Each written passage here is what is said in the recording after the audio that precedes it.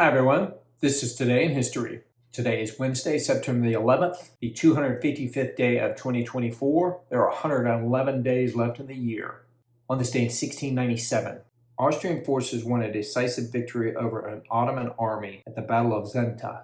On this day in 1709, the Duke of Marlborough led a British army of 100,000 men against a French army of 90,000 men at the Battle of Malplaquet in the War of Spanish Succession. On this day in 1777, British forces led by General William Howe defeated the Americans at the Battle of Brandywine during the American Revolution.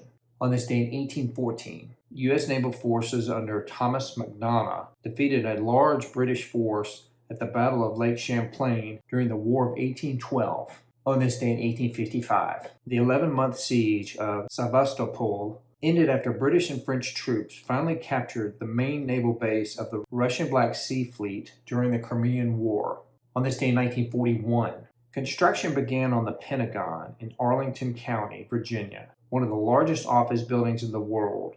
It is the headquarters of the U.S. Department of Defense, including the Army, Navy, and Air Force.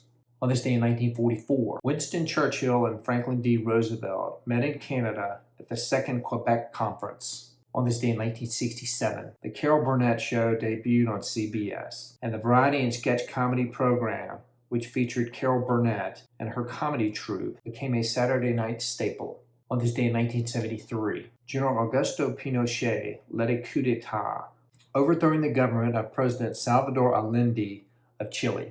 On this day in 1985, American professional baseball player Pete Rose registered his 4,192nd career hit, breaking the record set by Ty Cobb.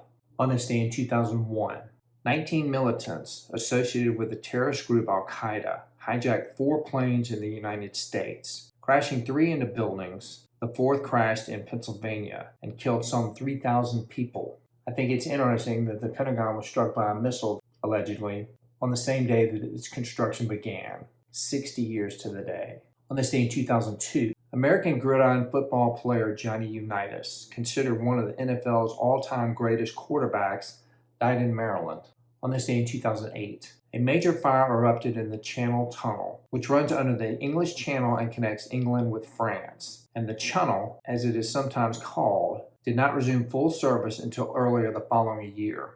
All right, everybody, that's it for today. Today is Wednesday, September the 11th, the 255th day of 2024. There are 111 days left of the year.